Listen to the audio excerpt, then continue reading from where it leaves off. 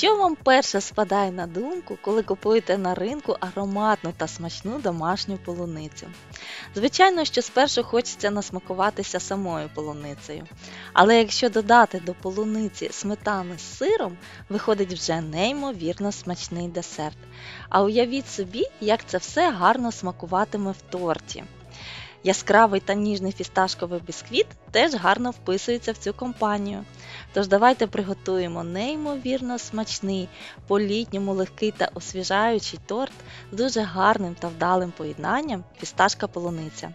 Всім привіт! Отже, годі базікати та гайда до роботи! Весь рецепт ви знайдете в описанні під відео. Такі багатокомпонентні торти я зазвичай готую декілька днів, тоді я зовсім не втомлююсь під час приготування. І деяким складовим торта потрібно дати час стабілізуватися чи замерзнути. Тож в перший день приготування я зазвичай готую бісквіт. Після повного охолодження бісквіт обгортаю харчовою плівкою та кладу стабілізуватись в холодильник на цілу ніч. На слідуючий день бісквіт дуже гарно розрізається на коржі, він зовсім не кришиться та від зберігання стає ще смачнішим.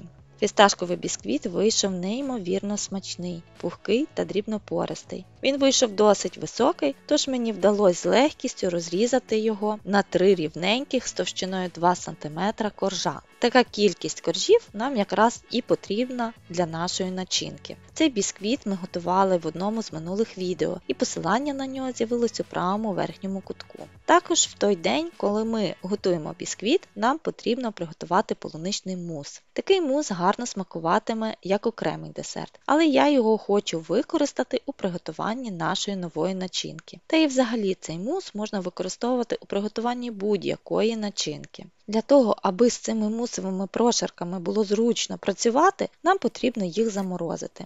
Ці мусові прошарки в мене вийшли товщиною 1,5 см. І вони вже самі по собі можуть бути дуже смачною та вдалою начинкою для торта. Але я хочу ці мусові прошарки доповнити полуничним конфі. Це теж бажано зробити в перший день приготування начинки. Полуничний мус ми з вами готували в минулому відео, і посилання на нього з'явилось у правому верхньому кутку. Отже, це в мене в ковшику розморожена полуниця, яку я заготувала ще минулого літа. Звичайно, що можна використовувати і свіжу полуницю. До полуниці додаємо потрібну кількість цукру та крохмалю. Краще всього використовувати кукурудзяний крохмаль для приготування конфі. Та тепер пробиваємо все занурювальним блендером до однорідності. Полуниця в мене ще холодна, тож крохмаль гарно розійшовся в ній. Ставимо ковшик з містом на невеличкий вогонь та постійно помішуючи конфі лопаткою, чекаємо, поки воно закипить. А коли це сталося, зменшуємо під ковшиком вогонь на мінімум та проварюємо наше конфі ще 2 хвилини до загустіння, теж постійно помішуючи його лопаткою. Температура готового конфі 75 градусів і вона ще трішки зависока. Тож поки конфі залишаємо в спокої та коли воно охололо до температури 30 градусів, розкладаємо конфі по формам на вже заморожений мус. В даний момент мої мусові прошарки провели в морозилці 4 години. Розкладаю полуничне конфі по формам на око, приблизно по половині. Та розподіляю конфі рівномірно по мусу.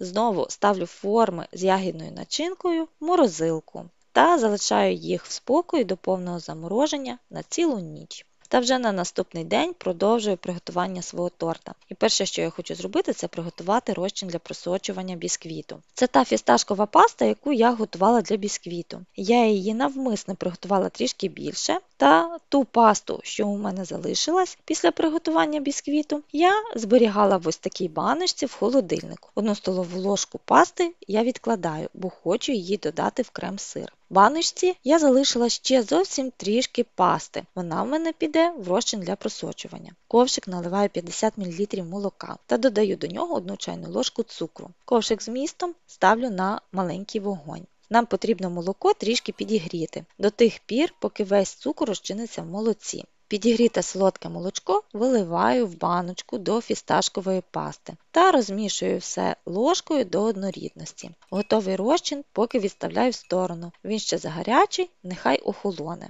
А ми тим часом приготуємо крем. Для того, щоб крем був з ніжною, але щільною структурою, хочу цей раз у приготуванні крему використати маскарпоне.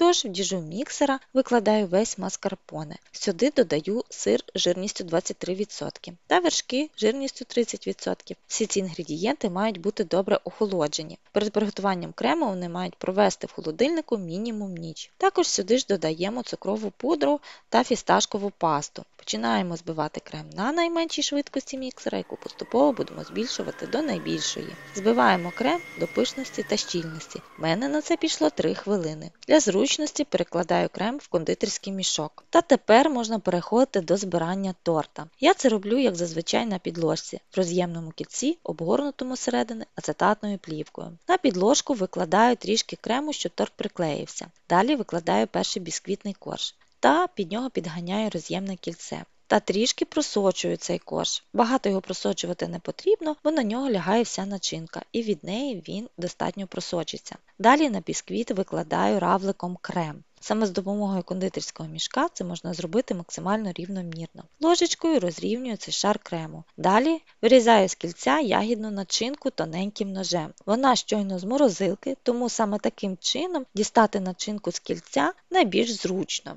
Викладаю ягідну начинку на крем. Стараюсь зробити це рівно посередині. Простір, який у нас утворився між мусом та кільцем, заповнюємо кремом. Та викладаю трішки крему на ягідну начинку. Цей шар крему теж розрівнюю ложечкою. Та тепер викладаю наступний бісквітний корж. Просочую його та відразу просочую третій корж. А поки до нього дійде черга, він якраз просочиться. Після цього всі наші дії повторюються ще один раз. Зібраний торт накриваємо харчовою плівкою та ставимо в холодильник для просочування та стабілізації на цілу ніч. Ну і вже на наступний день можна насолодитись смаком торта.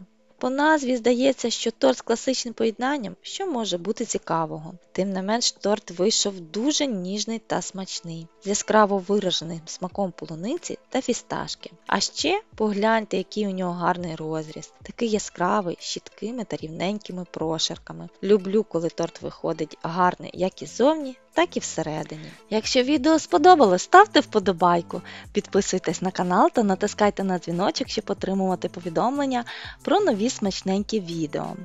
Торт і справді вийшов неймовірно смачний, в міру солодкий та освіжаючий. По-моєму, це ідеальний варіант іменинного торта в літню спекотну пору. Крім того, цей торт гарно тримає свою форму, тож ви впевнено можете робити його на замовлення. Напишіть, будь ласка, про свої враження в коментарях. До зустрічі в наступному відео. Бажаю успіхів в приготуванні. Всього вам доброго, миру та спокою.